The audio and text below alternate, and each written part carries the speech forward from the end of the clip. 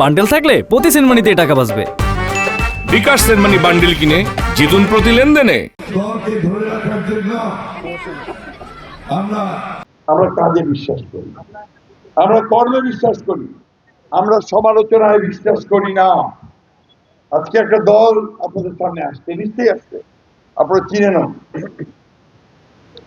এদেরকে আমরা আগে কখনো দেখি নাই, আমাদের সঙ্গেই থাকছে, আমরা একসাথে ছিলাম, আমাদের সঙ্গে থাকছে, আমরা ঠিক জানতাম না যে এখন আসছে যে তারা নির্বাচন করবে। ভালো কথা, যে কেউ রাজনীতি করতে পারে, রাজনীতি করবেন, দয়া করে মিথ্যা কথা বলবেন না, আর গীবত গাইবেন না, গীবত গাইবেন না, অন্যের সমালোচনা ওইভাবে করবেন না।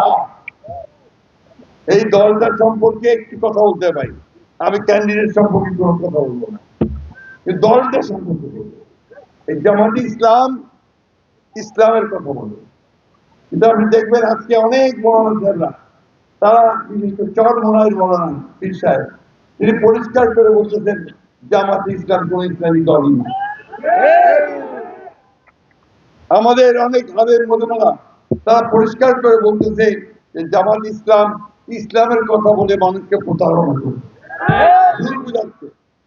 আমাদের একেবারে সাধারণ মহিলাদেরকে, মা বোনদেরকে ভুল বুঝাচ্ছে, দাঁড়িপাল্লা ভোট দিলে নাকি আপনার জান্নাত পেয়ে যাবে, নাউযুবিল্লাহ। কারণ এটা কোনো মুসলমান বিশ্বাস করবে না।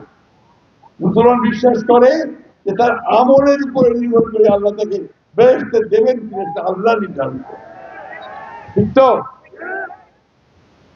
আরো কথা আছে, কয়েকদিন ধরে এই টেলিভিশনটা, মোবাইলটা অনেক কথা, তার মধ্যে একটা কথা আসছে যে তিনি মহিলাদেরকে বলতে, যে আমি তার, তিনি নাকি মহিলাদেরকে খুব অশ্লীল ভাষায় গালিগালাজ করতেন। দেখছেন আপনারা? কি দেখছেন? এখন যে দলের দল বা দলের নেতা, এটা আমি বলতেছি না, কিন্তু পত্র পত্রিকায় দিয়েছে, এইভাবে আমাদের অর্ধেক যে মানুষ, আমার মা বোন, আল্লাহ তাআলা বলছেন যে মায়ের পায়ের তলে বেহেশত, সেই মা বোনদেরকে যদি আমরা ইজ্জত করতে না পারি, সম্মান করতে না পারি, তার সম্পর্কে যদি কটু কথা বলতে পারি, তাহলে কি আমরা কোনোদিন বেহেশতে দেখতে পারবো?